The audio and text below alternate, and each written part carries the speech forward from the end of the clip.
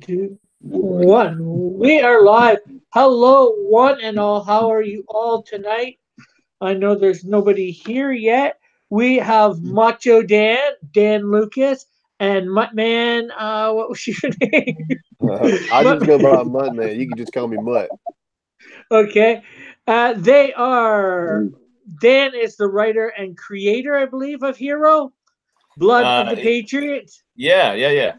Or are you both the Co-creator. Okay. I wasn't sure.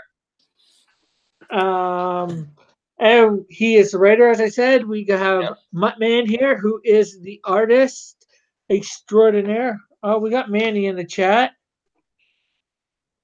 I'm sorry, Manny, but I am doing a interview, as I've said that I was doing this all week. This is my standard thing now on Saturday nights. I interview somebody from the community, and try and get somebody on the IndieGOGO. I'm trying to, I've done. This is my fourth one of doing this. I did Matt Cosin. I'm not sure whether you know who he is. He's teamed up with James Hudnall. They're doing Agenda. Agenda. It looks great. It looks good. Yeah, it looks real good.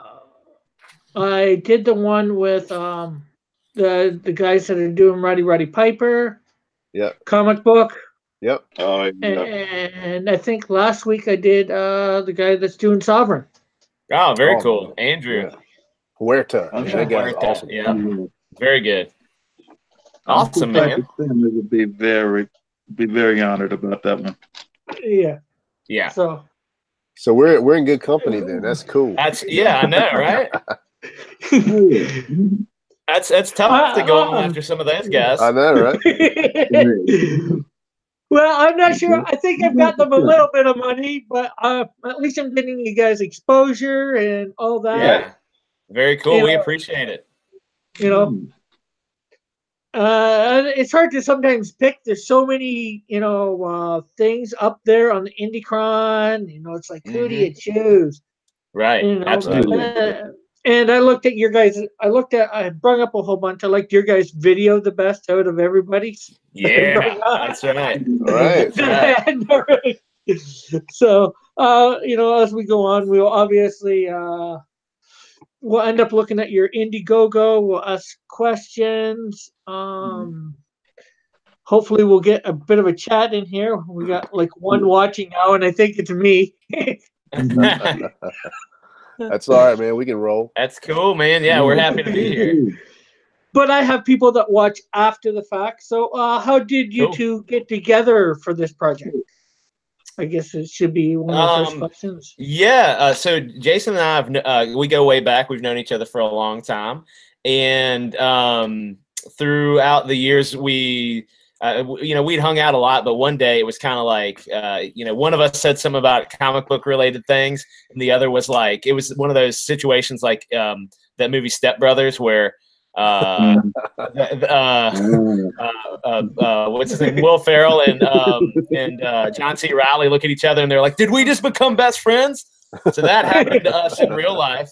And, so we've been comic nerd buddies ever since. Go to cons together. Talk, debate hours on end together. Every time a movie comes out, we go to it. And I brought this to Jason. It was the original concept was a crazy junk food fueled dream that I had, and I was dreaming that there's this robot. It was looked like the Imperial spy droid on Hoth from Empire Strikes Back. That's what I was imagining in my head, but it was holding up this body, right, like a dead human, and it was trying to pretend like it was the human, like it was trying to be in disguise, like it was the human and walking around and doing things. And so we started talking about this, and it just kind of spiraled from there. We streamlined it. We worked on the story. We came up with this whole world and this universe, and that's kind of where it stemmed from. Yeah, about 4 years ago. Okay, cool. We got somebody in the chat that says Vane, and I think that's how you pronounce it. She's sort of a regular around here. She says, "Hail Raven." Welcome, Vane, as usual. If you have any questions for these guys, let us know what they are. Yeah, it sounds like the story you guys came up with was one that's supposed to start out so small, but it just ran away from you. Yeah, I know how that right. goes. Yeah. I know how that goes. Yeah, it was pretty crude to begin with, but it just kept growing and growing. So now we have this entire like universe that we've built. Well, that's good. I know what it's like to build a universe. I've done that. So do I. Yeah, Buy comic books. very cool. I'm just gonna put this in your link to your thing in my description. That way it's. So what got you guys into comics? You know, just in general. For me, Good it for was today. for me it was definitely the art form. You know, it was the way comics looked. I love the excitement of the panels. I love the way that you can make a story move. You know, by using the sequential artwork. And I don't know. I guess something about it just kind of like connected with me. And I've never been able to shake it since. And I was probably about maybe 11 years old when I first really got hooked on comics. And I was definitely a Marvel kid all the way back. I had some DC, but not much. Most of my collection that I even have now is Marvel. And then in the 90s, I was all about Image. And so, you know, I've been kind of like following artists my whole life. I think most Marvel fans went rogue during the 90s after Todd McFarlane and the Image 7 left Marvel. Mm-hmm. Oh, it was an explosion, man. And for me, it hit right at that age of like 13, 14 years old. Right. So I was like, oh my gosh, I got to follow these guys, you know. And I did. I loved all those Image guys. I bought all those Image books. I was all in. Me, I had two inspirations.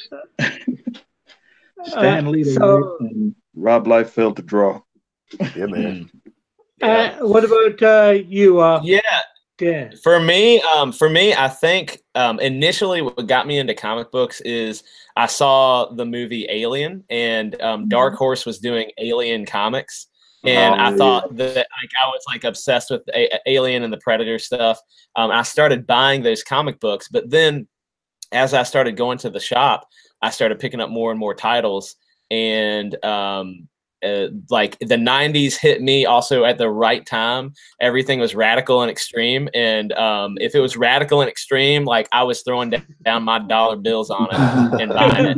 And so like just like everyone else that's probably watching or in this industry, I have like all the #1s from Image. I have Jim Lee, X-Men, all the separate covers that make the giant poster together, and all that stuff just it consumed me. I remember doing stuff and getting in trouble when I was a teenager, and my dad took my comic books away, and it was like the worst thing you could do to me. And so it's just a thing that's grown, and it was a hobby, and it's just been a collector my whole life. And then now Jason and I are kind of making the leap into creators, not only just collectors, but creators, trying to get our intellectual property out there, and hopefully people are going to dig it.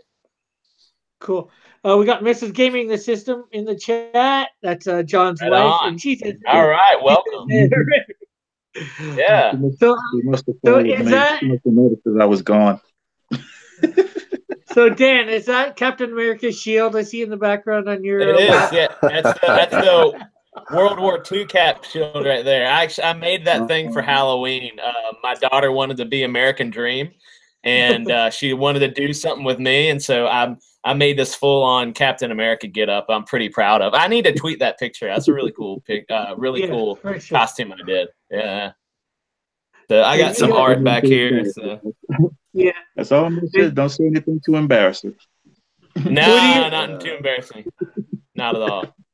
So, Mutt, man, what's that on the behind you? I see a Thor comic there and some other stuff. Yeah, he has all kinds of stuff. I got a little. I don't have much room where I'm at so I have to kind of have my little mobile studio, as you can see right here. So I got some of my original artwork. I got a Captain America. I'm not sure what all you can see in this dim light, but I got some mostly original artwork. I got some Fantastic Four. I got this Thor with Beta Ray Bill. I like this Jim Lee cover right here for X-Men. You know, lots of eclectic stuff. I got some G.I. Joe right here. You know, I now know where you got your handle from for your YouTube channel. I remember a joke by the name of Mutt and his dog Junkyard.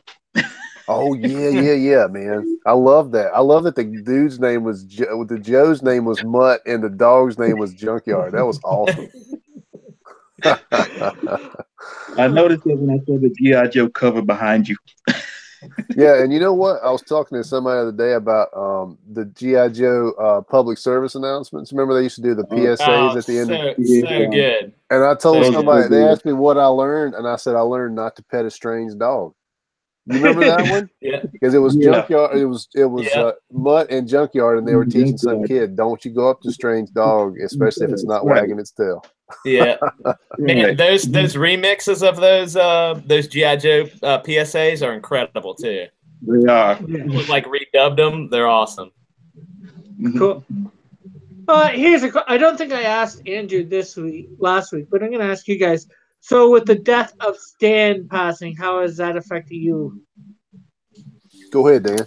I don't know. Like I guess for me, obviously I wasn't lucky enough to know him or meet him. So has been around and been kind of like in the background of my life since I got into comic books, right? Like if anybody picked up a 80s or 90s Marvel comic and flipped to the back and the editor's note, there's like a Stan Lee little letter back there. I've probably read hundreds of those things. And so yeah, I definitely felt it all last week and all this week. I've kind of it's kind of been a bummer, but there's been good and bad. I did a video on my YouTube channel talking about the remarks that Bill Maher made about Stan Lee and about comic just geekdom in general. And it was a shame. And so, some of the things people are saying kind of hurt me, but generally, I'm doing all right. I think that man is was a living legacy of the whole brand, and he's just going to go on into the halls of greatness, and he's going to be immortal just because of who he was and everything he's been able to do. So, yeah, I'm doing all right, I think. Mutt cried on my shoulder a couple of times. I had to console him pretty hard. Yeah, for me, Stan Lee was the voice of comics because when I was a kid, I had some of those storybook records, like with Spider-Man. Yeah. So one of my first like memories of comics was Spider-Man. I think I had a Spider-Man like one of those like 10-inch dolls that came with the record and the storybook. I know the one you talked about. Yeah, and man, it was like, oh my gosh, it was the thing for me as a small kid, and it was Stan Lee's voice. He was doing the voiceover on narration, and then on Spider-Man and His Amazing Friends, show that was the Stan Lee voiceover there too. And so when I read comics as a kid, when I was reading Marvel in the 80s, if it was a narration box, in my mind it was Stan Lee's voice. Cool. So Stan Lee for me he literally was like he was comics, and so it's funny you said that. Sorry, go ahead, man. I was just basically just like as time goes on and you find out more and more about people and you find out more and more about like sort of like behind the scenes, like how things work, you kind of lose the magic. But even when I was in my 20s and I saw Stan Lee show up, he started showing up like in Mallrats. He showed up in Mallrats, that movie. Mm-hmm. And I was like, oh my gosh. For me, it was like there was always this kind of like magic that he brought. That he was the promotion king. So yeah, I think he's one of the pioneers, and he definitely is on the Mount Rushmore of comics. Yeah. Okay, we got a couple comments in the chat. Muttman's made a comment of saying thank you for all tuning in. P.S. Melters now in the chat. He says, everyone is doing live streams today. Yeah! P.S. Then he says, hi, Rick. Hey, Melter. And then we have Joshua Hughes in the chat, and he says, Hail Raven. So, you guys, what is your favorite Marvel movie Stan Lee cameo? Oh, man, that's a good question. Man, that's real tough. That's real tough. I'll tell you the first one that pops into my mind that I loved, and I think it was because it was the weirdest one, was is in Thor Ragnarok when that's the one I was gonna say. Yeah. when Thor gets pulled back in that chair and all of a sudden here's Stan Lee as the barber and he's got those crazy blades. That for me was like, all right, that might win And the most imaginative one. That was cool. And he was wearing like a full-on, like, looked like Jack Kirby designed his outfit. It was really cool. Yeah, he was a space barber. That was good. The one that I don't know if I like it or not, but I thought about it today or a couple of days ago thinking about Stan Lee, and it's the one in Spider-Man: Homecoming where he's kind of like a disgruntled old man yelling out the window at him. Yeah. And I kind of like it was funny, but at the same time, I kind of wanted Stan Lee to be like like cheering on Spider-Man because that's his boy from the beginning, right? You know? Yeah. Actually, I think he created a couple before him, but it's just obvious. Well, sure. Okay, what do we got here? Miss Katie System says, "How are you all? Good evening." And P.S. Melter says, Guardians 2, he's telling stories to the watcher. That's pretty good too. Yeah. That's where the story of him being a watcher came into play. Yeah, that was the theory that he was a watcher. He was a watcher, right. Yeah. Hey, Brandon. Hey, Rick. Somebody's in the. Okay, and let's see what else we got. John Raven Outlaw says, "Hey, sexy Rick." That's a nickname I've gotten here. I can definitely see why, man. John Dillard says says, locks, man. It says luxurious locks. Yeah, it's that flowing hair. Good dog saying, "Hi, Miss GTS. Aloha. KG says, hello, all. Miss Gaming System says, hello. The gatekeepers are here, she says as well. Outlaw says, Mrs. Gaming the System, my favorite Dillard. Pardon? That's almost say all Rick is missing is the hammer.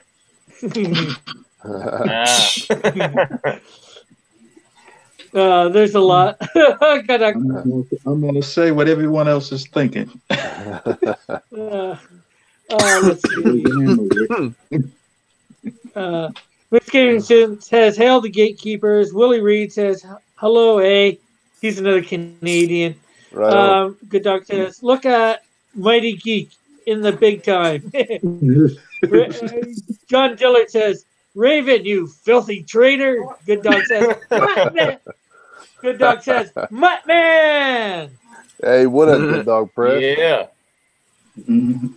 Hey, who else we got in here, man? I haven't met this this other gentleman that you have on the stream right now.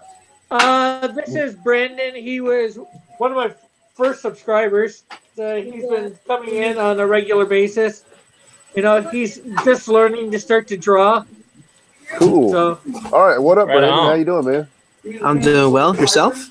I'm doing fantastic. Yeah. This guy draws a mean shredder. Man, hey, I put out a tweet of that photo of me and at Halloween with my cap shield, so check it out. I was actually going to comment on that. That's awesome. Yeah. Okay, can you is there a way to turn down the volume in your background, Brandon? I don't know how to do that, Rick. I really don't.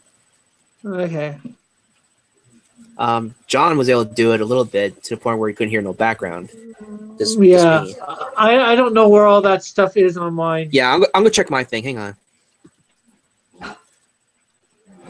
But I was just going to show these guys. I do a live drawing stream every night, Monday through Friday, and one whole week I went and did that. Oh man, that's a lot of work. Very cool. Yeah. Everybody, shut up so we can see it. Yeah. Say something. Say something. Here, I'll just lock it on me. And you got everybody in there. Cool. Look Yeah. at that. Pretty much all the heroes. I did Black Knight in there, although he was technically a villain at that time for this. Look at that. Doctor Strange down there. Yeah. Yeah. Pretty much all the originals, all his heroes in the outfits that he originally created them. Some of them are slightly different, but I messed up on Daredevil. It should have been a whole yellow top. I was thinking it was red for some reason. That's good work, man. Yeah. Good. So, what are you colored it with? I was just coloring it with like pathetic marker. Yeah. Most of the ones I've gotten at the dollar store. Yeah, right on. So, Good work. Oh, thank you. So I guess I'm gonna get on to a little bit of the IndieGOGO. We'll go through it bit by bit, talk, whatever, We got 14 people in here now, so here it is. I would play the video, but the audio won't come through right, so people will have to go do that. And these guys are only at 6%, guys. We need to get them funded. They got 21 more days. So they're you got a Black Friday deal, guys. You need to get in on this Black Friday, $20. It'll go off tomorrow. Tomorrow, probably around midnight, we'll probably cut it. But yeah, it's a cool perk on there. And if you need us to talk about perks, we can do some of that too. But I'll let you run this show. Oh, actually, you know what? What I normally do before I go into all this stuff is I read the overview. Yeah, right. Okay. Are you ready for a super soldiering, high-tech, big gun-toting, patriotic band of brothers, 90s throwback, in-your-face fun comic? Then stop scrolling and listen up, soldier. HIRO, Blood of the Patriots is the book for you. We have a goal of making fun comic book. We want you to read a comic full of action and adventure. That's exactly what we'll do with your help. Let's take an action-packed, patriotic adventure together, exploring the power of sacrifice. Man, that's what I'm talking about, dude. Yes. Chill bumps. I know. Cool. That's cool. Way to read. Yeah. I'm going to take you on the road, man. I know, right? Pay you to get in on this. What up, Trey? Our boy Trey, hashtag one man fan is in the chat. I got to say hey to Trey. What up, Trey? He's our boy. Hey, We Trey. love that guy. Which one of you masters of the universe came up with that one? That we did a lot of tag teaming on all this stuff. Well, okay. So your featured one right now is obviously your Black Friday Gives Back. It's for a limited time. It's ending on the 25th of this month. They're offering a super soldier package. Buy a physical copy of HIRO, Blood of the Patriots, and we'll double down and donate to the active military through Operation Gratitude. We take care of the postage, delivery coverage, delivery charges, and pay for your copy and shipping too. A virtual high five. And so are you just sending one? Well, that's only a $20 one tier. So so basically, what we've done is the normal package for just a single book is $20, and we just figured for this limited time, a lot of other people are giving you other stuff, but we a big theme throughout this entire book is that we're proud of the people that serve for this country and that sacrifice. So over there that don't see their families, don't get to eat a big turkey and stuffing dinner. And so our idea was that we are going to, if you buy the physical book like you normally would, all you have to do is just pick that perk and we'll take care of the shipping. We'll take care of the cost of the book and everything. You don't have to do anything other than buy that perk. And one's going to get shipped to a soldier overseas through Operation Gratitude. So yeah, that was kind of the plan with that. Cool. And no, you can't kick Terry, John. People always wanting to kick people. And none of these have been claimed yet. They've got 500 of them ready to be claimed. So, you know, we need to send 500 of these bad boys. so this is why is Brandon hogging 2 spaces? As far as I know, he's not. He's just hogging 1 space. Unless you're calling somebody else Brandon. And I think they'll be upset at that. Yeah. Okay, so you know, this is a good one to get in on in the next, you know, like 24 hours, 24 hours or so. What time are you going by? You say the 25th, but you don't say it. Probably like midnight tomorrow East Coast, so Eastern Standard Time, probably midnight then. Okay. Yeah. Unless Jason wants to stay up real late, so that the West Coast gets up to midnight. That's fine with me. He can work the IndieGOGO. Yeah. Okay, and the next package is a buy-in rate of $5. Before you go down there, go back up a little bit and check out that free Zero issue. I don't want you to miss that. Oh yeah, I downloaded that. I've read part of it. Right here on their page, you can get a free comic. Free. That's right. How many pages is that again? It's a 16-page free comic book. You can click that banner right below it, right there where it says "Start Here." You can click that. You can click that, or you can click the download. That's right. Issue 0. I've done it. Yep. I've got it. I got to get through it. I started reading it like last week when just after I invited you guys for tonight. So yeah, man. So you can go there. You can check out their stuff beforehand. See what you guys think. It is black and white. This is a full color comic book, right? That's correct. The 48 pages will Yep. be full color, beautiful printed. The Zero issue is to get you in on the story and to introduce you to our characters. Okay. Yep. Okay, and now we got the virtual high five. Yeah. I'll tell you a little bit about the virtual high five because I've gotten myself into this mess that is the virtual high five. What'd you do? So basically what it is, and I've explained this to every stream I've gone on, and I feel the need to do this for you guys too. We had this idea that what I would do is if anybody buys our comic, if they pitch in any amount of money, including just giving us $5 because they enjoy us, I will give them a virtual high five. And what that is each person will get a custom tailored to them. I will figure out some wacky way to film myself giving them a high five, like to the camera, just like that.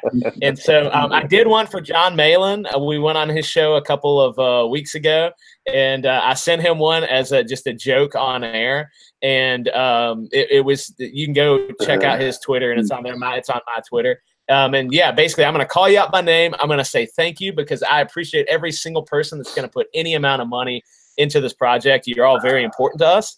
And I will call you out. I will tweet you, or I'll email you, or I'll do whatever you Instagram, I guess. And yeah, just put it out there for the world to know that I, Macho Dan, appreciate you purchasing our comic. And there's a virtual high five for every single tier. So if I get 500 people buying this comic book, I'm gonna have to think of 500 creative ways to give you a virtual high five, basically. Yeah. Cool. Yeah. Willie Reed is wondering who your colorist is, or is it one of you guys? Jason knows. Well, we haven't decided who our colorist is going to be for the 48 page yet, because we've tried out about 3 colorists to this point. I may try out a 4th colorist. I like the 3 I've got, but I just want to make sure that whoever we're using is, going to be able to go the full 48 with us. So we're trying out colorists right now, but we know who we'd like. The point is, the question will be, can we afford it? Yeah. And we got a great one now for the first, the couple pages on the IndieGOGO. That guy's really good. And the guy that did the cover, both the covers are also great too. So cool. P.S. Melter is saying, wait, so this is issue number 2 in the IndieGOGO then? So what it is the 0 issue. We're calling it a 0 issue. It's 16 pages that basically get you into the story. This introduces you to major characters that you're going to meet. It gives you a taste of the science that's behind the comic. And then the 48 pages, we're going to be able to focus more on action. on like the butt kicking, and as you'll see in some of the perks, and we'll talk about that later. Just the apps, like wacky out there fighting and mayhem that's going to happen in this comic book. So we wanted to get some of the exposition out of the way, and explanation, and just get into the action in the 48 pager. So you get the exposition for free, you get the action, you have to pay a little bit of money for it, basically. Yeah, we call it a zero issue because that seems to be the easiest way to describe it, because, like, you know, back in the day when you used to get zero issues, that was always just kind of like a short introduction to what was about to happen when they dropped number one. But we don't want to number these comics because, like, you know, in comics economics, that rhymes. In comics economics, like if you do a number one, it gets a lot of you know, value, or gets a lot of attention. But as soon as you go to number two, the value drops immediately. So we're kind of listening to some of our you know, more well-known Comicsgate guys, and they're saying that rather than number them, you title them, you know, like they do Harry Potter books. So the first one is going to be The Blood of Patriots, and then the next one will be a different title, and so on. Cool. Melter says that makes sense, actually. Yeah. We made sense. We need somebody to get it. Yes. Okay, and then we got for $8. We got for $8 the digital edition. Yep. So I think that's pretty self-explanatory. It's only an $8 buy-in. No shipping, so don't have to worry about that cost. So right, $8, and you know what? You could get it $8. I've been telling everybody, you go to Chick-fil-A, you're gonna pay $8 for the combo, right? Minimum. So for $8 here, you're gonna get 48 pages of comic book action, and so I think that's a pretty good value. Yeah, and you get a virtual high five too. And that's infinite value. Virtual high five. I'm in it for all of them. I'm in it for all of them. Yeah. And right now, here's the $21 one. Although the better value at the moment for the next day and a half or so will be, or day and a couple hours, will be the Black Friday sale. Yep. Which is basically this as well, but this is just the one book. It's signed. Are the other two signed as well? Everything we're gonna send out, if it's a physical copy, is gonna be getting signed. Yeah. Okay, let's see. What do we got here? John Dillard said, P.S. Melter says, "I'll get the digital." Hey, we'll be happy for it, man. We appreciate you. If you want to throw down on the digital, that's excellent. John Dillard then says, "Geez, Mighty Geek, get back up and stop hitting the camera. You're looking stunning." I missed that. Your microphone is blowing me out of the atmosphere. Then Willie Reed says, "Digital PDFs look stunning on iPads and tablets." Yeah, they do. And Raven says, "Mighty Geek, move closer to your camera."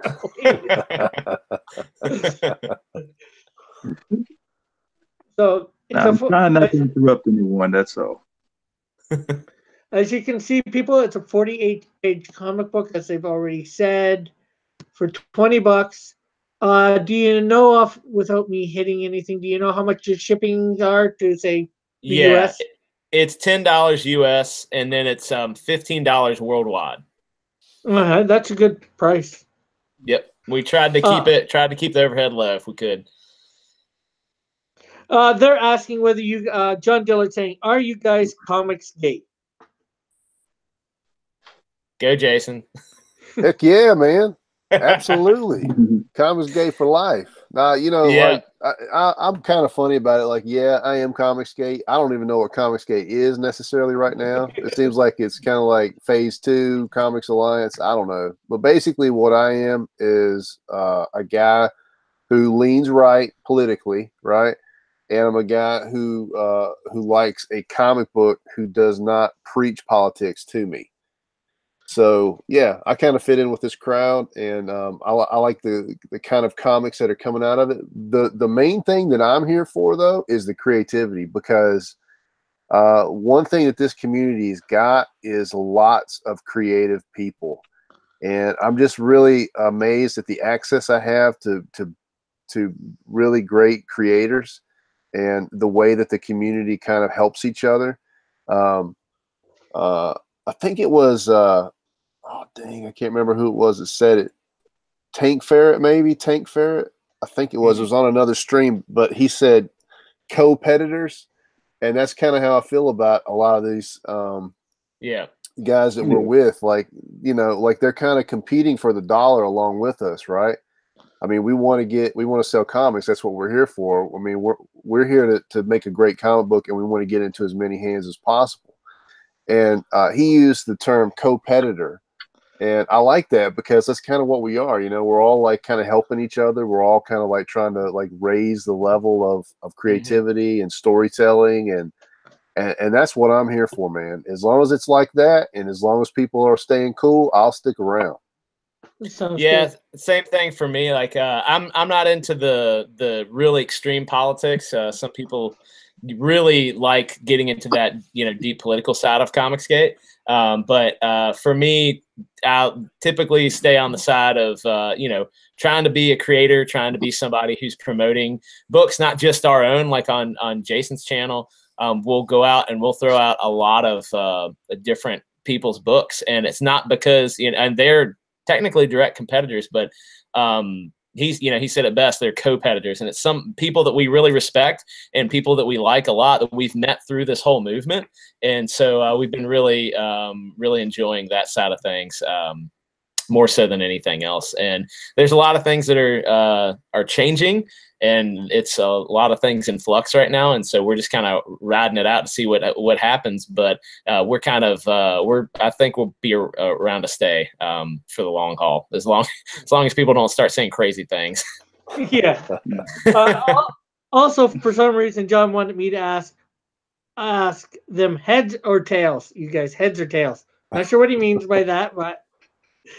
And I always take tails if I've ever asked that question. It's always tails. I'll go ahead since you said tails. That'll be different. I don't know what it means either. I'm kind of scared. Yeah. P.S. Melter said, and I just bought my digital copy. Woo! All right, man. Thank you. We Thank appreciate you very it, man. much. That's very cool. And I can't wait to send you a special virtual high five. I'll make sure I note it down. I got one quick question for both Dan and Mutt. Do you both have YouTube channels? If so, I want to go ahead and subscribe. Yes, they do, Brandon. It's in the link in the description if you want to subscribe to these guys. All right, I'll go do that right now. Cool. Thanks, Brandon. Yeah, appreciate it, man. Sorry for cutting you guys off just because I knew it was in the description. So no, you're good. You're good. You're good. Let's see what else we got here. KG was saying, "Yep, that was Tank, co-peditor." Co-peditor, right? Yeah. That was a cool term, man. I like that term. I'm gonna hang on to that one. Yeah. Okay. I just have one question. When's the story set? Gotcha. It is so I guess we don't really have a time nailed down specifically, but it's an alternate reality. So in our reality, it's World War III. We've gotten to that point. Yeah. So what's happened is Russia has basically started they've been wrecking house. They took over Europe. They got Asia. They're sweeping across the globe. And the U.S. is the last hope against the commie nightmare, right? So we got to kick some serious commie butt. And what do we got a whole lot of? Well, we don't have a lot of people to fight, but we got a lot of bodies on ice because there's a lot of people that have died for this war. Yeah. So we got to figure out how to get these people back in the fight, right? And that's where HIRO comes in. Yep. Okay. Yep. Cool. Okay.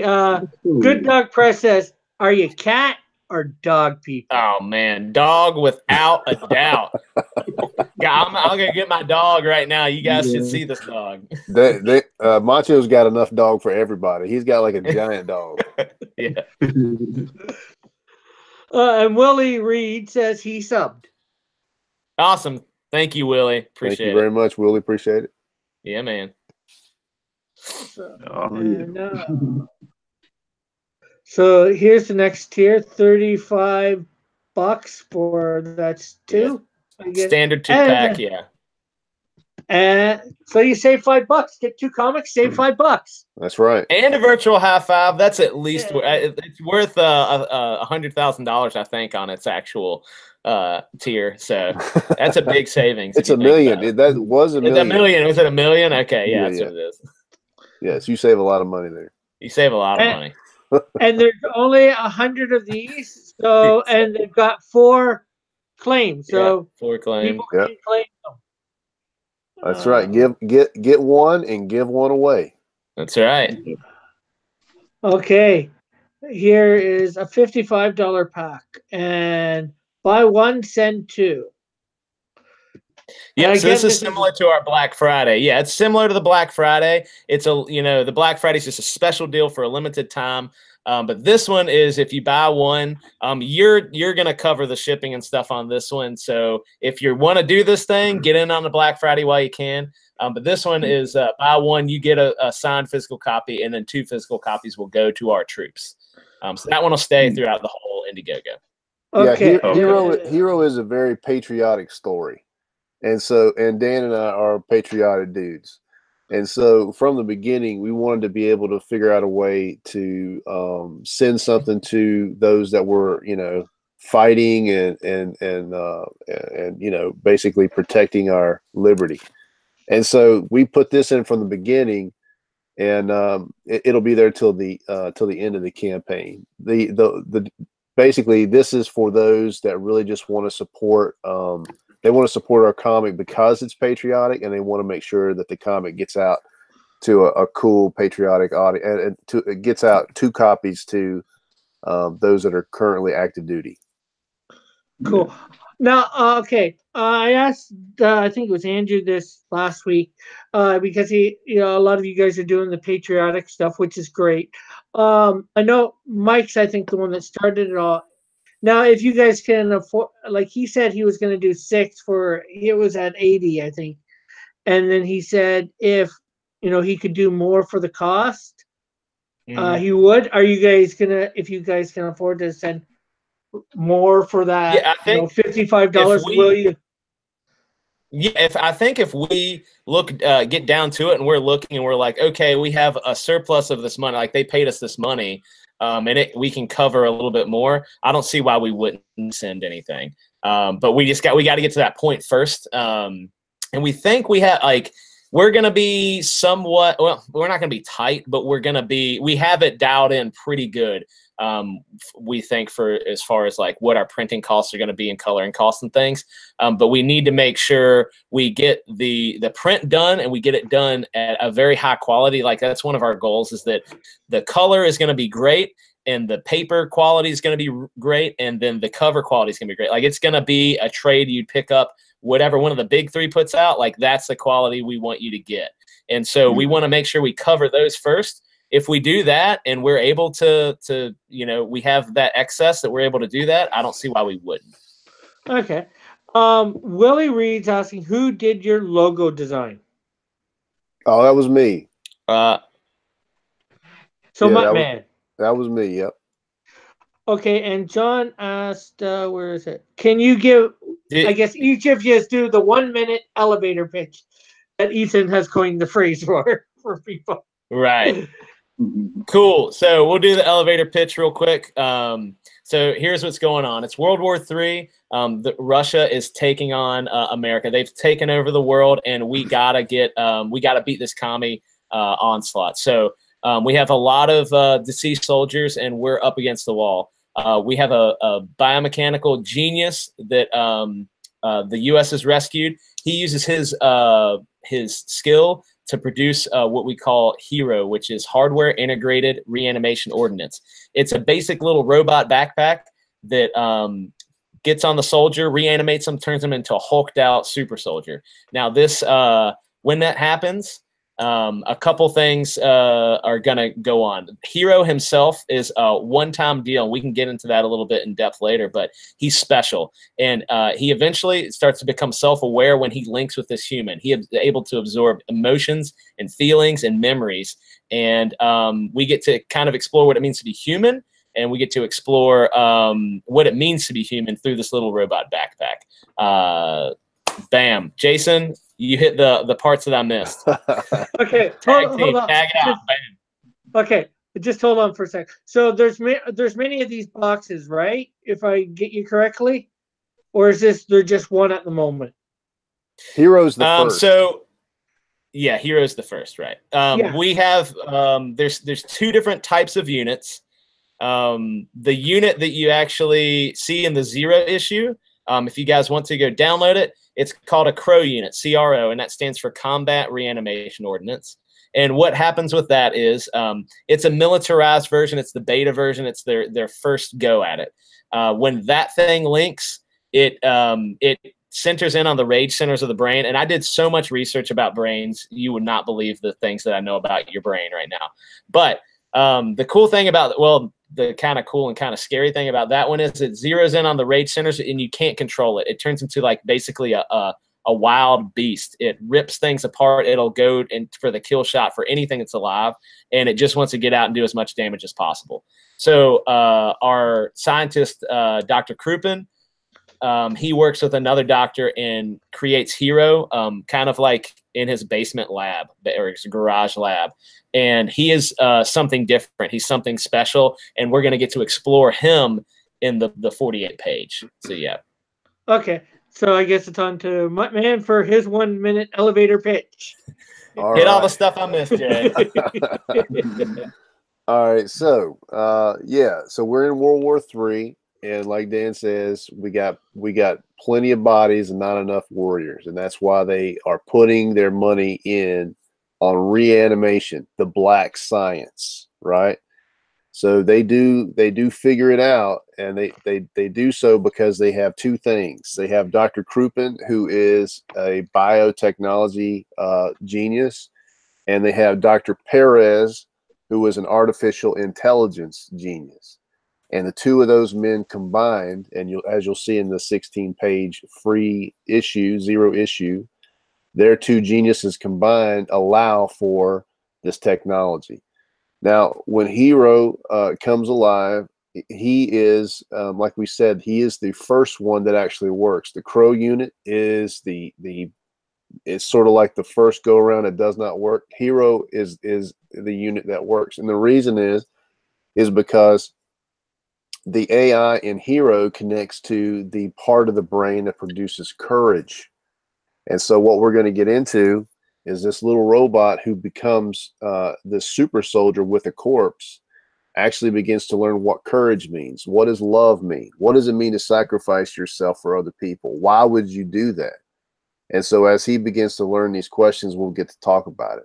But basically, the robot and the corpse combine to create this hulked out super soldier that does major damage. And so one of these things, one HIRO is worth 100 American boys. And so as you'll see, and as you can see on some of these pages that you got showing right now, one HIRO can do a major amount of damage to the enemy. So they become very important. Now, one thing Dan may have left out is that the CRO unit, there is a twist with the CRO unit, and that technology becomes what's based on HIRO's main nemesis and enemy. And so we have one major villain in this story, and his name is Volk, V-O-L-K, and that is Russian for wolf. He's a very twisted, Loki-like character, and he is out to make death and destruction the norm so that he can take power within that space. And so he's no friend to Russia. He's no friend to America. He's a friend to himself. And so he's going to be a really twisted, nasty kind of, like I said, Loki type villain. And so it's going to be real fun exploring him and seeing what kind of damage he's going to do. Okay. P.S. Melter said a bit ago, I wish I could do the $55, give the troops 2 comic books. That's really cool. So obviously he can't, but he wishes he could. Hey, man. That's okay, man. We appreciate the kind words. Absolutely. And then he asked a little further down, are there any werewolves? I don't think there's any werewolves in this story. No, but look, he did say, he said cybernetic reanimated operational werewolves crow. And I said, man, we're gonna have to steal that for later. Yeah. I like that. But hey, you know what? We talked to Doug Garrett, and we said maybe there'll be a crossover, a hero lone wolf crossover. So he has werewolves in his universe. So who knows what could happen? That's right. Brandon says, no, just a vampire, and his name is Blade. P.S. Old Melter says, cybernetic reanimated operational werewolves. Crow. Yeah, that's right. I'm liking it. I'm liking that. Okay, John Dillert's asking who is the artist, and that would be Mutt Man. So that's me. Yeah. That's me. Tell all about yourself again. That's right. I'm the artist. Christopher C says, "Do the corpse continue to rot after reanimation?" Yes, there's a shelf. There's a shelf life on these heroes, not on the soldier, not the hero unit itself. Yeah, there's a shelf life. These guys are not going to be smelling like daisies. That's for sure. Right. Their cells are reanimated, but as you'll see in the comic in the 48 pager, it's still problematic, and they're not going to stay stable forever. Yeah. Okay, let's get on to the next.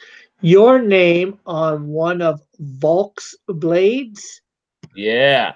So Volk, our main big bad villain, he's crazy. He's like Jason was talking earlier. He is a Russian boy. He grew up and saw some gruesome things, some things that really twisted his brain, his psyche. And so one of the things he loves to do is he loves killing. He loves chaos. He kills people with blades. He likes to do up close work with a blade. And if he kills you with one of his blades, he retires that thing to his wall of kind of trophies, and he'll put your name on it because he likes to remember his kills. So at this tier, you're going to be one of the people that has died by Volk's blade, and we got we got a backer for that. We're pretty pumped on that. He's one of our boys, so yeah. And you can have that for the low price of $75 US. Yeah. In the book, Easter, you can be your very own Easter egg. Yeah, and you get your virtual high five, and of course, you get the signed book as well. What a deal! Yeah, nice deal. Yeah. Well, $300. Here's where we get expensive, people. $300 deal. But just wait till you hear the deal that Jason has for you right now. Jason's gonna sell you on this. All right. So, yeah, this is my favorite perk because I love drawing people getting knocked out. And so what I like to do is to get enough backers where I can have some hand-to-hand combat happening, and you can have your face getting a tooth shot out by getting punched straight in the chrome by HIRO. And it's going to be a really cool animated image. So if you like to look really funny in a comic book and you'd like to have your face spitting out teeth or like, going backwards or something like that, having your neck cracked with one shot, this is your tier, baby, because I love drawing that kind of stuff. Cool. And there's 5 of these to be claimed and none have yet. That's right. Of course, you get your virtual high five and you get the book signed as well. Get yourself drawn in a comic book. Who would like that? I can do it myself though.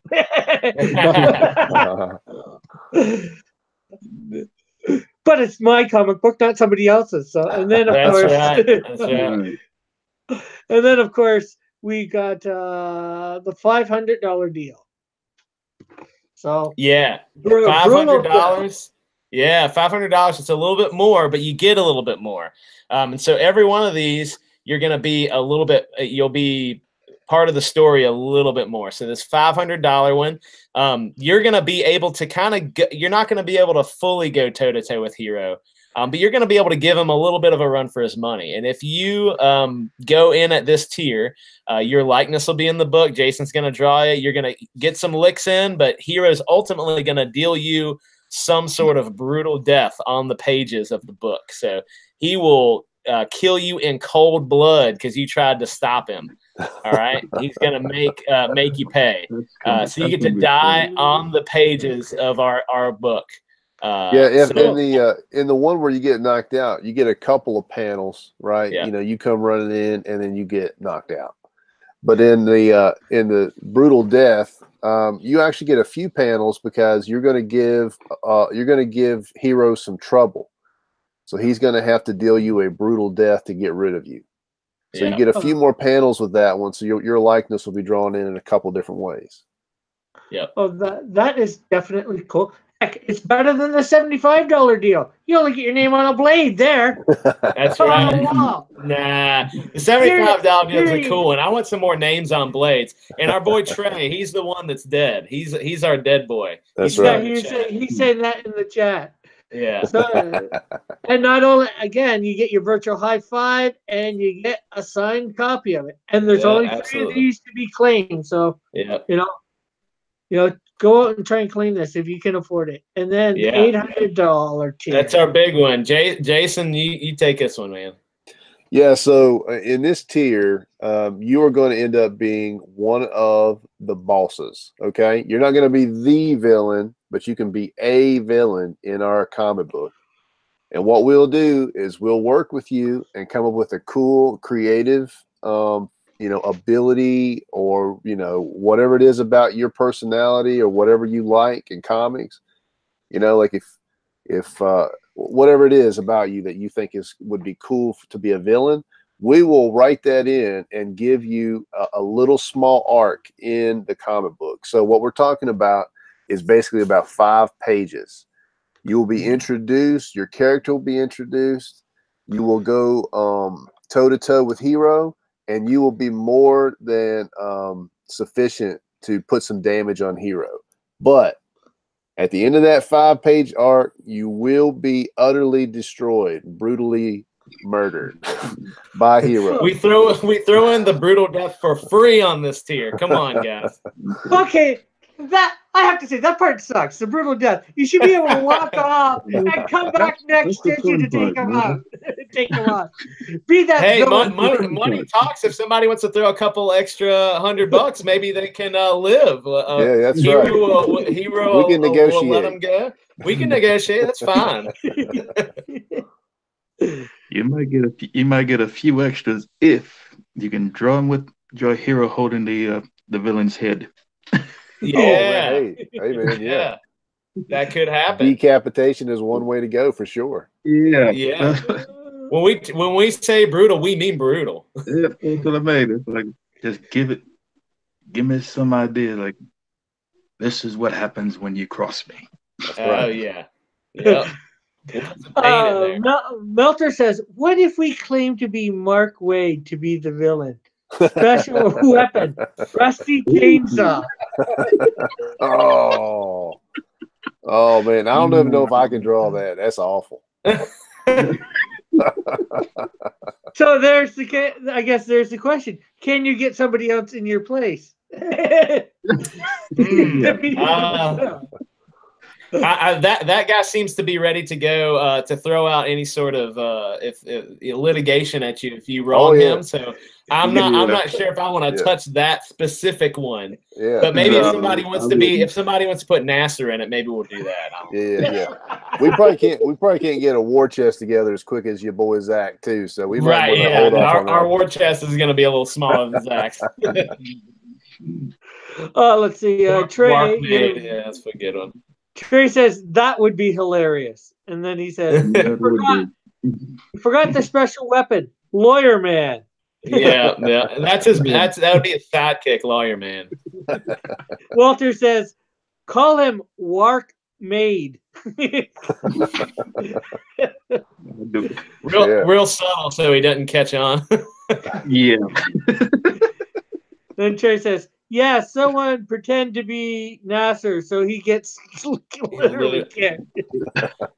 I mean, you talk about a good Easter egg for a book is HIRO boot dude with a Kick Nasser shirt on. Like he's like maybe he's even a civilian and he's like having an ice cream cone or something and somebody's getting ready to chop his head and HIRO kicks him out of the way. That'd be great. Yeah, that would be good. You just draw his face in there. All these ideas, all these ideas mean more work for me, though. Yeah, it's perfect. Yeah. So and there's only one of these. Yeah, there's only one of these. We started thinking these things up, and I'm like, I was like, are you cool with this? Because this is just more work for you. But he's up to the challenge. And ultimately we put all this stuff in, but we think we have this, we have this arc figured out. So, you know, we don't want to write ourselves into a corner with like adding all these things. So we've tried to keep those low. We hope that we get some backers at those tiers.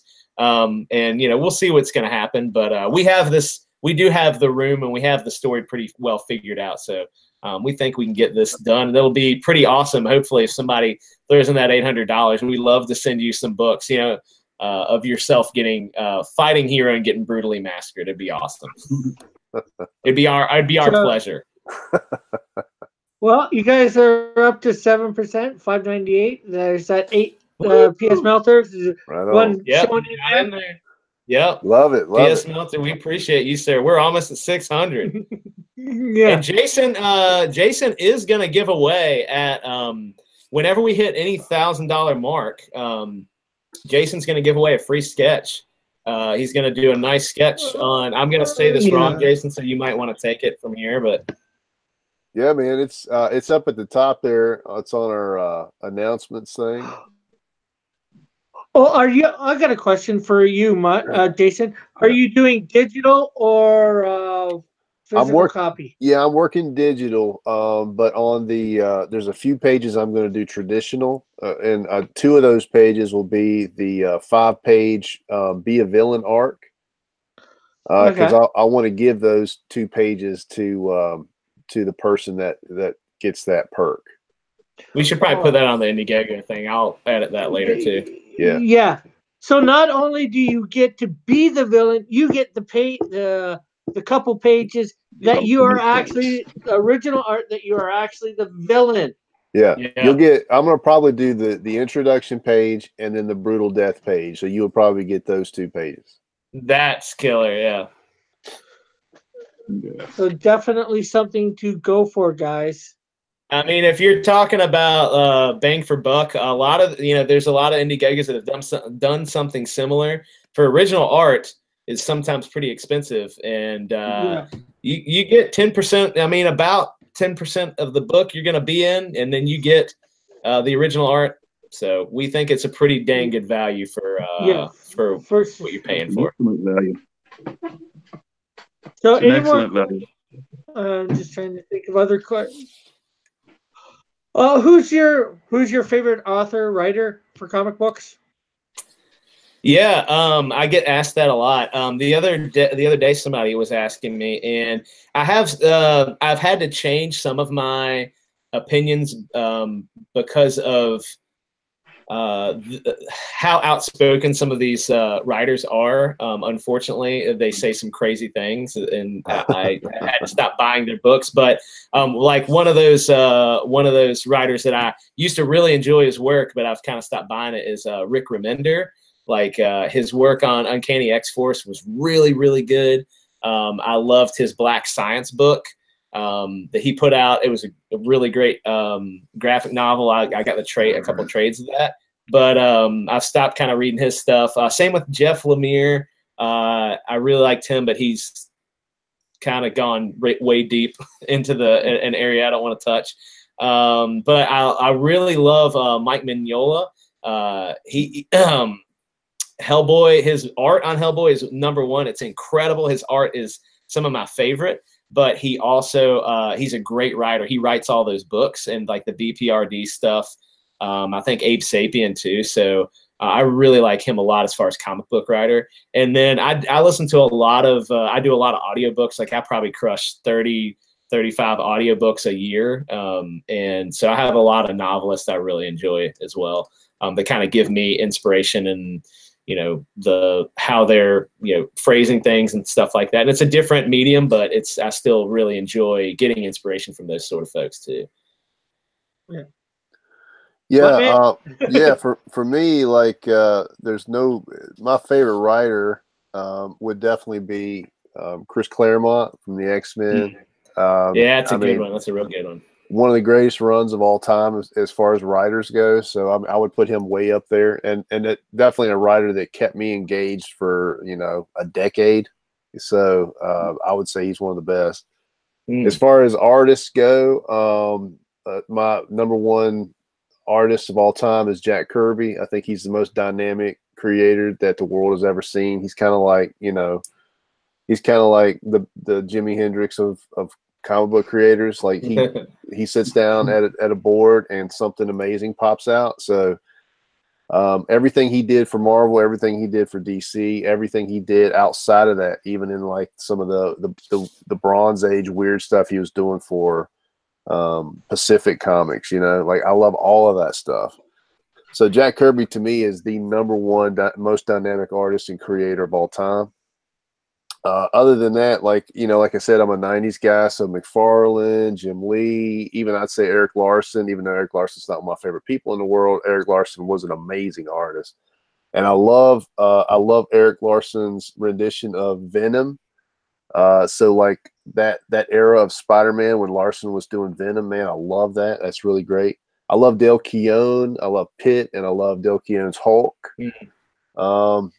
I don't know, man. There's so many. Jim Lee's one of the top. Mark Silvestri, one of my favorites.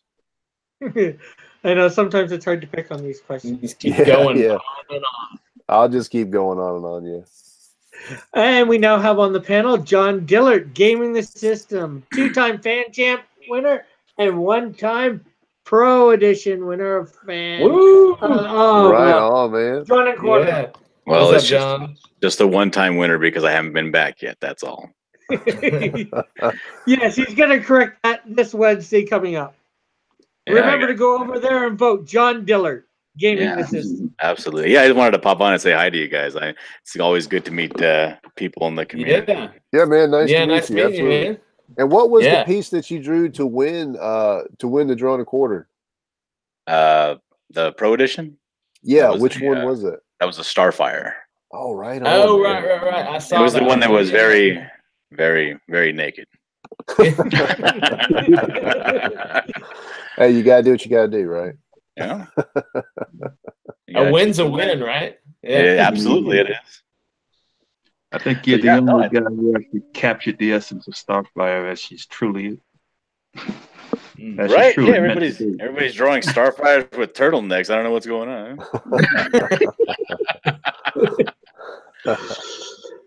No, but your book is really cool. Really, really cool. Thanks. We appreciate awesome. it. Thank you. Also, who's your favorite hero and villain? Oh, man, that's a good question. Jason, you take yours first this time. Well, I don't want to steal your thunder and say Captain America, but he's got to be one of the greatest heroes of all time, right? And what they did to him, making him a Nazi, right, or Hydra, that was the worst thing anybody could have done to Captain America, right? That's unforgivable in my opinion because he is the greatest American superhero, and so I'd put him up there as my number one hero. My number one villain, I think probably I would go with Magneto, because I love how hard it is to argue with his philosophy, right? Like Magneto is wrong, but he totally believes he's right. And so like as Professor X is, everybody always compares Professor X to like Martin Luther King Jr. and they always compare Magneto to Malcolm X. I love that dichotomy, and I love that it's really difficult to argue with Magneto because he's been through so much, and he's got a real reason to hate humanity, right? So I think as far as a really twisted classic villain goes, he's pretty awesome. So I'd go with those two. Those are two pretty good picks, I think. Cool. Yeah, Captain America is hard to beat for that's pretty well played. He's hard to beat for a hero. Obviously, I have a lot of respect for the man, as you see behind me. Yeah. But I'm gonna go with my 12-year-old Dan's favorite HIRO. And people can slay me in the chat if you want to, but I was a Cable man. I loved Cable. I still do love Cable.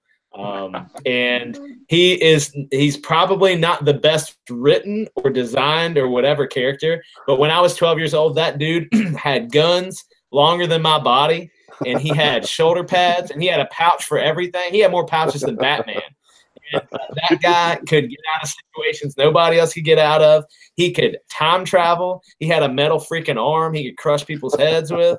It was like he was the man to me. So if I'm going back and like really examining who I loved when I was that age, Cable's got to be up there for me. I say, hold on, I gotta go open up the chat here so I can slay you a second. Yeah, all right, hit me up. And then for villain, like I was trying to think of villains that really stuck out to me, and as far as like being somebody just 100% evil and somebody that's always almost winning, maybe never quite succeed or sometimes succeeding, maybe, is I gotta say Dr. Doom is pretty good villain. Like he his whole philosophy in his castle, and he has his own like little country, and he's just a really cool villain, really cool thought out villain. He's iconic in so many ways, and so I love his tunic, I love his cape. I respect a man in a cape, and so yeah, Doom's gonna be my favorite villain probably. Okay, this is if I had my one subscriber in the chat, he'd be asking this question. Do you watch anime? Are you into anime? And if so, what's your favorite? Nah, I've said this before. I told Trey I was manga curious, and I don't know. Maybe I'm anime curious too. I don't know. I haven't tried. I've like watched Akira, you know, like the some of that stuff, like the ones that are Ghost in the Shell. That, you know, if you're a geek, like you probably should watch it at some point, but I just haven't gotten into it real deep yet. So I'm probably a terrible person to ask that question. Hey, I'm not into it a lot either, but you know, you're not, because it's something that's not everybody can get into. Yeah, right? Yeah. And yourself, Jason? You know, I'm not into anime myself. I kind of like, I love the animation of it, but it's hard to get into a lot of the stories. I really like the way that the latest Batman anime looked. It was like he was like a samurai or ninja or something like that. Yeah, I thought that was pretty tight and cool. I like the One Punch Man. I think that looks pretty cool. I love the animation on that stuff. But yeah, like sitting down and watching the full movie and knowing about it, nah, I don't really. I did watch some. What is it? The giant skinless people. Yeah, Attack on Titan. Attack on Titan. I watched a couple of those. They weren't bad. I didn't go back and finish the series, but I didn't hate it. So yeah, that's something. Any questions anybody in the chat's got for these guys? Anybody on the panel? Any questions? Give me a hard time about Cable. Come on, somebody has to do it. I'm not going to give you a hard time about Cable, because if you're like me, Rob Liefeld created a lot of characters that you got to fall in love with. Yeah, so Jason and I are going to have a Rob Liefeld battle to the death. And while I can't 100% defend all of his art, I'm going to defend the man in this Rob Liefeld battle to the death. And so he's created some of my favorite characters, and that I keep bugging Jason about constantly. So if you guys want to see that battle, it should be real good, because we have a lot of years of back and forth picking and debates that we're going to be throwing at each other for this one. Oh yeah, I'm gonna stick around to watch that one. I have a question though. Yeah. I know that a lot of the Comics Gate is trying to steer away from the over politicalization, but is your book actually what message is your book trying to get across? You take it, Jason. All right, yeah. So what we're trying to talk about is patriotism. We're trying to talk about love for country and sacrifice, right? So loving something bigger than yourself and being willing to sacrifice yourself for that. That's really where we're at. And then as far as politics goes, yeah, we're not preaching anything. We're a country at war. And so America is totally focused on survival and protecting liberty at all costs, right? And protecting freedom in the American way. And so it's going to be a time period where there's not going to be a whole lot of difference between right and left as far as what the goal is. You know, we're all in this comic book. Oh, that's fantastic. I like that. Yeah, in this comic book, United States is United States, and we're all fighting communist Russia. Trey says, Cable sucks. Deadpool rules. Trey. I said, come on, Trey. How you going to do me like that, man? Christopher says, been trying to come up with a Cable dig, but yeah, it isn't needed. That's right. You can't do it because that man, he is a man's man, and he is a straight up true hero. I don't care what anybody says. Oh, man. Got to have my Cable art back here. Man, you should see all the action figures I got up here. What else? Trey says to you, Macho Dan. Sorry, it had to be said. Deadpool is the top 10 anti-heroes of all time. Oh. Well, when we have our debate, I'll have a whole Deadpool section, and I'll knock all those points down one by one.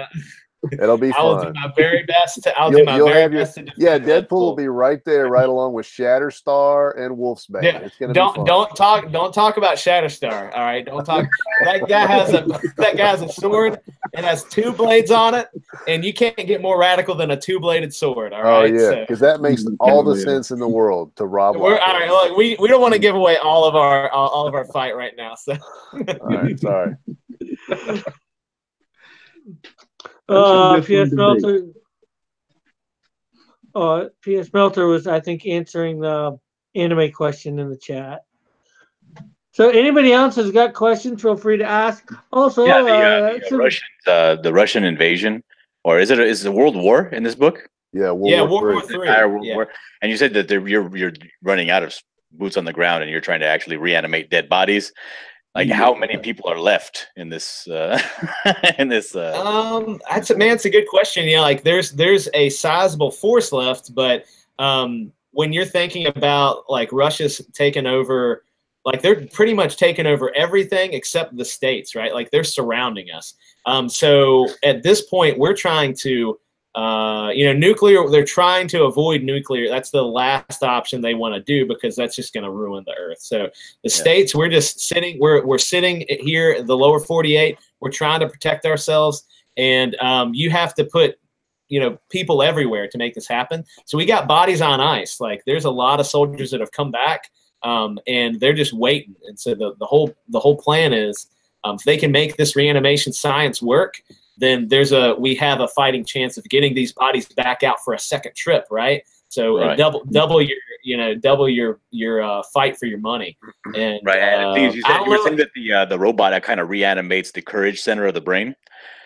Now, what exactly, like the actual courage that particular person had, or does it? Yes. Does the robot itself bring its own set of adrenaline or courage or something? So I'll give you kind of the breakdown on the science that we've developed that makes this work. So when this robot attaches to the corpse, it's going to do what we call a neural bridge. And what that is a fancy way of saying it pumps some junk into the body that helps it reanimate the physical part.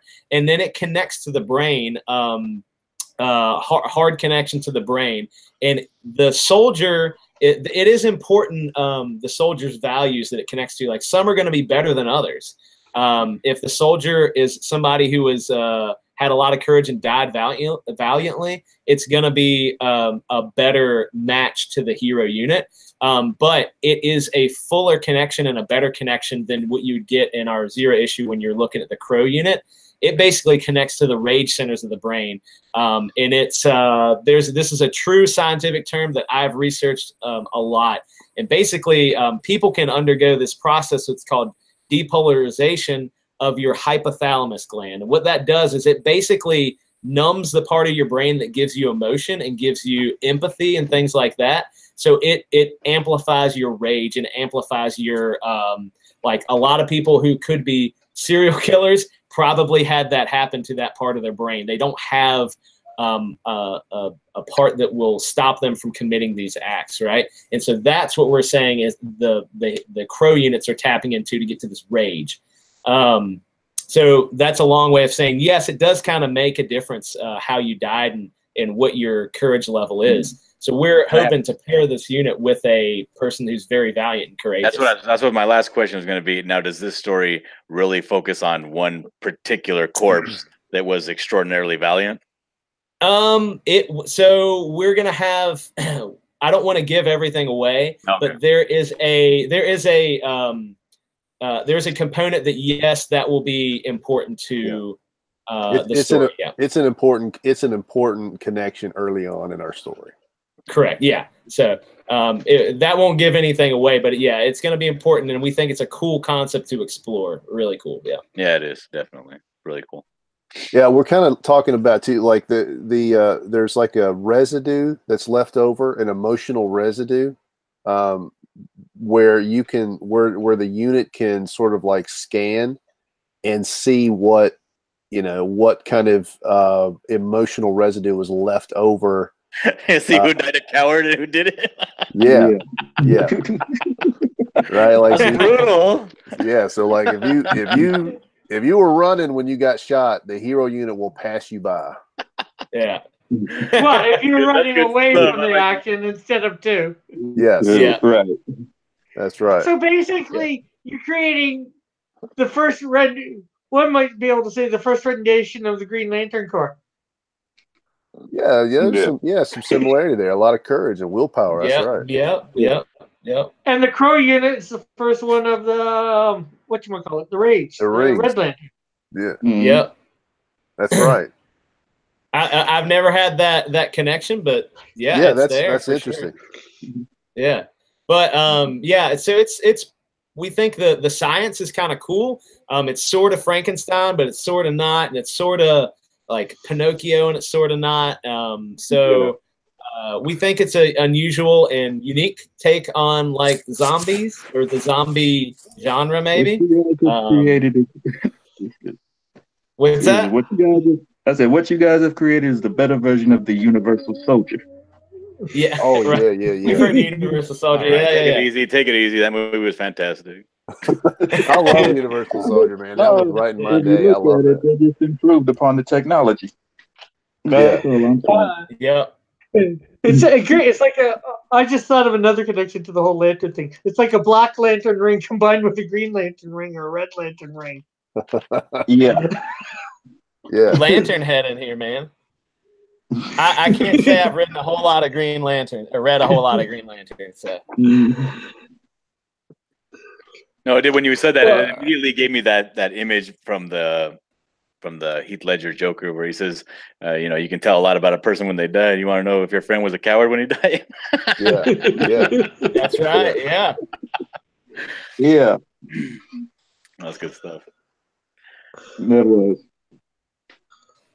Well, you guys, I got to get to drawing. I'm really behind on a lot of stuff, and I got a book to work on called Tales from Beyond the Gate. Dude, give the pitch. Give the pitch. Man, let's hear it. Give the pitch. Yeah, talk about it. Talk about it, John. You should be talking about it. Cross is in the book, but oh yeah, yeah, we're I'm part of a group called the Gatekeepers, and we're working on an anthology. It's a compilation of short horror stories between 3 and 12 pages, and we're gathering a bunch of different people from Comicsgate, and they're all kind of like we're forming a community where we're kind of like a home base. We're trying to build a middle class of of creators on YouTube, and the book is like it's like a marketing machine. It's like a publicity machine. You know what I mean? You have so many people out there promoting the book. That's the impetus of the idea. And we got people on board because we're trying to get some of this pressure off of the big guys to kind of spread out the love so that you can go to these different channels and all this stuff and promote your work. And we got big people on board already. I just got a text a little while ago from Ethan Van Sciver saying he's in on the book. Right. Awesome, man. He's putting in a one-page story, and we got a couple other people that we can't talk about just yet until we finalize stuff. Yeah, don't let Ethan suck all the air out of the room on that one. I know, right? He does that. He actually put a tweet out about it earlier today. Oh, that's very cool, man. Oh, cool. So yeah, so I got to do a bunch of stuff because I got to get some commissions out before I start working on my stories proper. So cool, I really gotta get going, get to work. So yeah, man. If you get to work, but man, it's cool. It's cool chatting with you. Thanks for coming on tonight, man. Yeah, no problem. And you guys want to hang out or anytime, hit me up on my channel and I'll have you on whenever. Cool. I appreciate that. Definitely love to. Yeah, absolutely, John. Yeah. We'll hit you up soon, man. All right. So Cross, thanks for having me on. I'll see you later. Yeah, no problem. See you later, Mighty Geek. Yeah. See you later. Yeah. He's usually on in the morning at 9 o'clock Eastern Standard Time. I was watching him some last week last Wednesday. I actually had a day off. I was able to watch him a little bit. So yeah, I should have been on there on that day too. I'm usually on for the. I left my phone going and I just had my headphones in listening to the stream. So you might have been on there. Yeah, I'm usually on. I usually Monday to Friday I join him on his morning show. So nice. The morning draw, as it's called. And the same interpretation, for me is the same. If you guys hear me, see I'm on, come in the chat, say you want a link, I'll send it to you, no problem. Cool, hey, absolutely. Nice. Appreciate that. Yeah, it was a good time coming on with you guys. That was a fun stream. Yeah, we're always having a good time, laughing, talking about this, that, and the other thing, comics. Sometimes not comics. Whatever comes up. Razzing the heck out of each other. Perfect. That's my kind of stream, man. When the normal crowd comes in, we try to be tame. Yeah. I've set my channel up to be family friendly because I'm a Christian myself, as you guys said you were, and that. And I know I have a lot of kids watching my. A lot of the kids at my church know who I am. They see my drawing. They like my drawing. I've told them about my channel. Mm-hmm. So sometimes they watch, maybe not when I'm live, but afterwards or whatever. Yeah, sure. Yeah. So I try to make sure there's no swearing or anything like that. For the most part, family friendly. Yeah, that's good, man. And you know what else? Like as far as Comicsgate as a community goes, you want more like that because you want to open up these kinds of shows for a wider audience. If everybody has to be a sort of mature-minded, real geeky, almost like walking encyclopedia type of comics, then it's going to be a real narrow field of people we're talking to.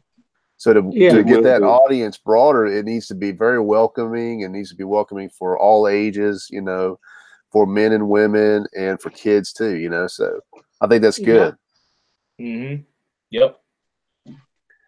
That's one thing I think about a lot is how to expand this audience because we talk about, we talk about a lot of fun in our comics and that's really what me and Macho are going for. We're going for fun comics and we want people of all ages and, all creeds and colors to buy our book. We don't care, what you like or what you into. As long as your money's green, we will sell you a comic book. That's right. Yeah. Okay, and another maybe dumb subject because it came out, I think, earlier this week, or was it end of last week? Were you guys ever into He-Man and She-Ra and all that? Oh yeah, man, I was way in. That was my first thing. Like 8 years old, I was into He-Man. Have you checked out the new She-Ra yet? I've seen my kids want to watch it, but I haven't seen it. I watched a couple episodes with my daughter today. She came downstairs and she said, "Hey, there's a new She-Ra." She watched the original She-Ra with me, and so she saw that it came on Netflix and she wanted to watch it. And I was like, "All right," and I watched it. I see where a lot of people's criticisms are coming from. I haven't watched enough of it to really form a huge opinion. I didn't think it was like straight up they were like trying to make this girl look like a man or anything like that. I thought, it was all right. Like, I think there would have been different creative choices if it was me that was able to say this or that. But I see what they're doing. They're making her a little younger and they're aiming it for a younger audience. Like, my daughter's almost 9 and that's, I think, where they're aiming it at. Whereas the She-Ra before, she was she was a woman. And so I think I didn't hate it is what I'm trying to say, I guess. Yeah, I watched the whole thing myself. I didn't really hate it, but it's really, really kiddish. I'd say it's even. It's very yeah, it's very kiddish. I'd say it's even marketed for lower than 9-year-olds. I'd say like 5, Yeah, maybe 7. you're probably right. You're probably right. Yeah. So I found it wasn't terrible preachy for my taste. It was too what? A little too preachy for my taste. Gotcha. Especially with Yeah. I just figured it's on. I had to ask somebody the question. If you've seen it, create a little bit of controversy on the show. I would love them. I'd love them to come out though with a do He-Man, redo He-Man, but do it like, do it a little bit more, more adult, like over the top, like. Did you see the 2000? Did you see the 2003 He-Man? I don't know. I didn't see that. Was it animated? Yeah. They had 2 seasons of it. Oh, I missed it, I guess. It was really good. It showed Adam getting the sword and all that. Yeah, I watched it. It was good. It was kind of like it was more superhero like. It was almost kind of like it was kind of like the animation reminded me a lot of Earth's Mightiest Heroes, Avengers Earth's Mightiest Heroes. Yeah. Okay. Yeah, it was cool, man. I liked it. I'm gonna see if it's on Netflix right now. I don't think so. And then of course they had the new. And then of course they had the new. Go ahead. Sorry, I didn't mean to interrupt you. And then of course they had the new Thundercats 2013. Yep, I like some Thundercats too. So I passed that one by. I wasn't interested in the way that looked. I'm a Thundercats guy from the originals, and I like the Thundercats and I like Silverhawks and all that. So I like the way they felt and the way they looked. Yeah, you're talking my language with some Silverhawks. I love that show. Yeah, so when they came out with that new Thundercats, I was like, it don't look like it needs to look. And I didn't like that young looking Lino. I like a beefy Lino. Yeah. It was pretty good though. Overall, the storyline was good. I think it only lasted a season or 2. Okay. But it's a lot better. It was a lot better than Thundercats Roar, which I don't think it's come out yet. If it's going to at all. It's going to come out. Did you guys see? You probably didn't see it. Somebody on Twitter I saw put out a comic book, and it was by Marvel. It's called Dino Riders, and there was a show called Dino Riders. Do you guys remember that show? I saw that. I saw that. I love that show so much, and I watched all the episodes. I had Dino Riders toys, and they put that out, and I found it on YouTube. They have all the episodes cut to like one movie, and I sat down and played that thing while I was at work the other day for a while when nobody came in, and just watched some of it. It was so good. Yeah, John Dillard's a big fan of Dino Riders. Oh man, me and John got a rap about some Dino Riders. I love that show. I think it's Dino Riders, but yeah, it's. Actually, there's 2 shows. One's called Dino Riders. The other was called Dino Saucers. That one was all right too. I remember that show as well. But Dino Riders was my jam. I like some Dino Riders. It was a little better. Yeah, I was actually thinking I got to get my daughter to watch that show. I think she would love it. She loves some dinosaurs. If she loves dinosaurs, she'll love that. Yeah, I gotta get on both of those. The problem I find with most cartoons made nowadays, especially with the reboots, back then heroes were aspirational. You aspire to be like them. That was the problem. Yep, that absolutely. was the way of the world back then. Yep, absolutely. I think there's a lot of times today I watch these new cartoons, and it's just not the same feel. It's not the same like. You're right. It's not the same aspiration to be those people or to be like those people. Right. I agree with you 100% on that. The most recent cartoons I thought were really good was the Earth's Mightiest Heroes. I thought that was an awesome show.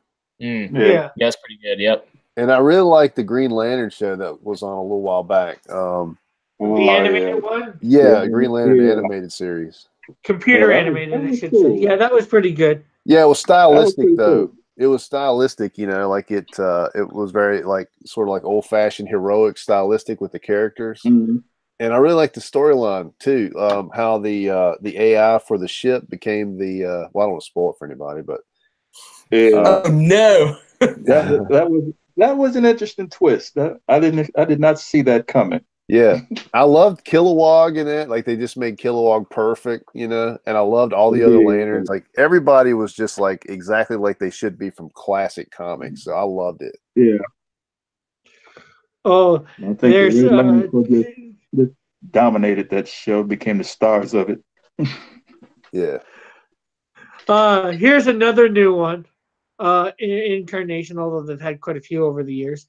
The new Teenage Mutant Ninja Turtles, Rise of the Teenage Mutant Ninja Turtles. Have either of you guys seen it? God, I haven't seen it. No. I've just seen promos for it. I've only seen promos for it. I have checked it out, just some of the animation, and it looks kind of slick, I guess.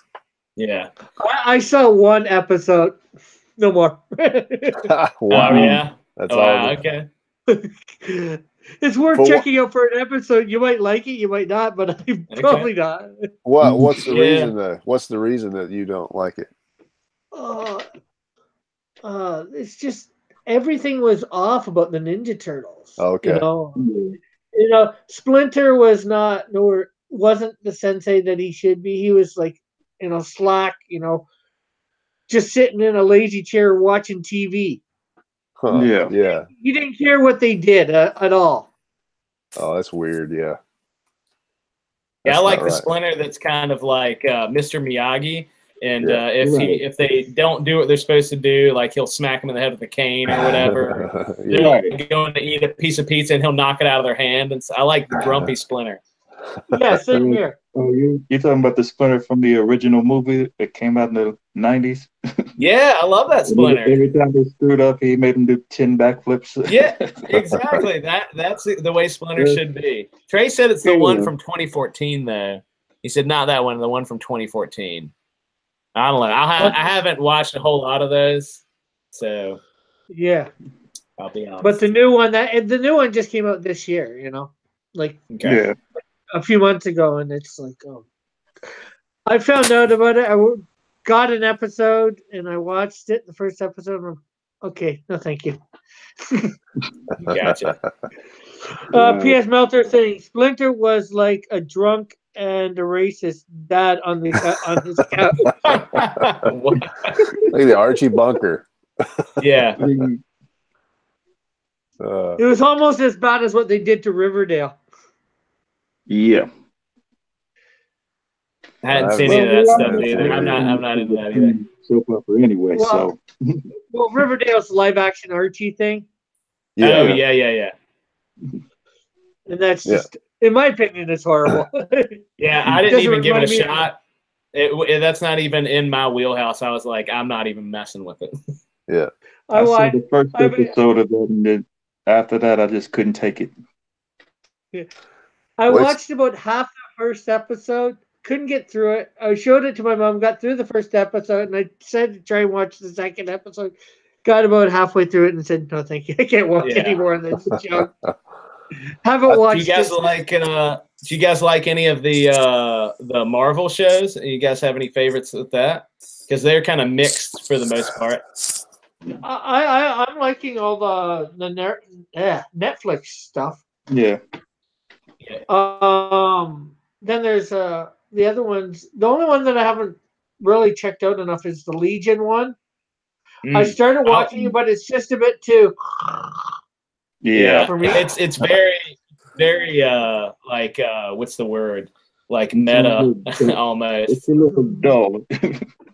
Yeah, but I watched the first season and it picked up towards the end of the first season. It was real strange, but I mean, it was a unique take. I ended up watching it. I liked it. Okay, well, with that, I might try and get to the full first season. I really it's funny. Cloak and Dagger. Yeah, Cloak and Dagger was. Yeah, that was pretty cool. Yeah, that was pretty cool on Freeform. Okay. I don't think I've seen that. I've been so busy making a comic book that I haven't been able to watch any shows. Dan keeps me right on pace, man. So I have to keep myself at the desk. I don't got time to watch. I have an app that tracks how much TV he watches, and if he watches too much, I get on him. Yeah, I like to watch that new Daredevil series, but I haven't even had a chance to watch that yet. I think I've gotten like 2 episodes down on that. I think it's it. I've got up to the 4th episode in the 3rd season of Daredevil. Yeah, that's where I am now. Are you guys liking that so far? Yeah. And then I do like. Well, they don't tie them so. They're supposed to be tied in with the movies, so I like Agents of S.H.I.E.L.D. too. How it usually ties in, you know. Yeah. I just wish they'd tie it in a little bit more. Have guest star appearances of the major actors from the movie. Yeah. Yeah, it was good. I was on to Agents of S.H.I.E.L.D. until like mid last season, and I fell off, and then I just wasn't able to catch back up. But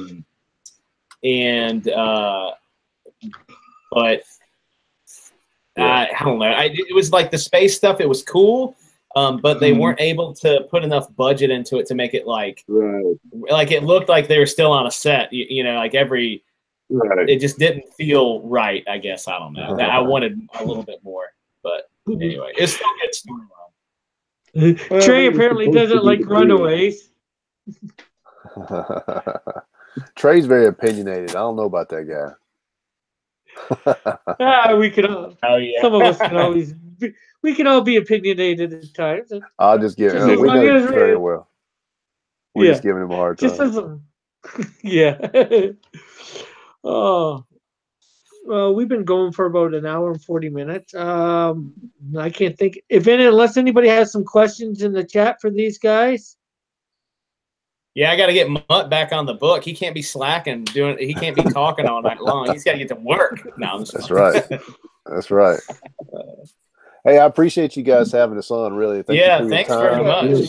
Yeah, no problem. And like I said, if you're not doing anything and you see I'm on and you want to get in, just get in the chat. Say, hey Rick, send me a link. Cool. Yeah, well, I'm always cruising the live streams. We'll get on here again. I'd love to be on with you guys.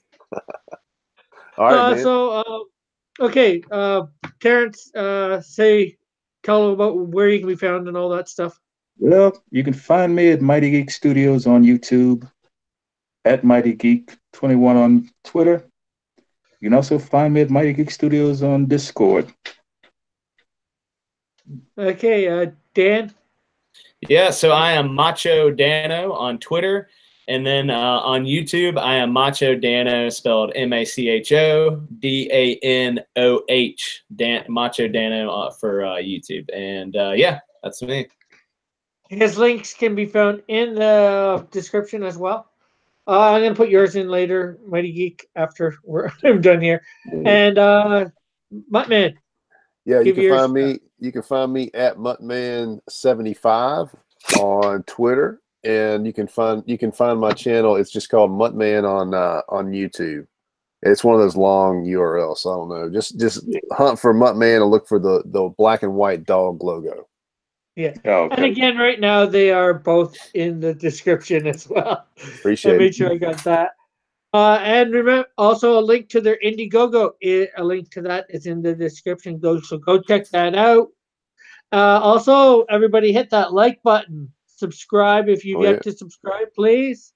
To me, go subscribe to both these guys as well. They're great guys, as you could tell. Muttman's at 74. So he's climbing up to 100. He says he might be doing it. He might be doing a giveaway at 100. So, there's a good thing for you to do too, if you can, is live stream your or film your drawing of the thing. That could get you a lot of attention. Yeah, I do that some. You can definitely check out the videos I've got up there. It shows a lot of the progress of the work. You can kind of see how we got to where we are now. Yeah. And again, like I said, subscribe, hit the notification bell for me to know when I'm going live or putting up some sort of content. Check out all my other content, and also check out, I've got my links to my Instagram, my Twitter, my webpage. Check all those links out, as well as my other channel, Pied Piper of Hamilton, where it's just a more fun channel. Not so much comics, but so I guess that's about it. Thank you everybody for tuning in, and we'll see you Monday if you're here for my live stream at noon Eastern Standard Time. Have a good night, say guys. bye, everyone. Later, guys. Appreciate it. It. Have a good one.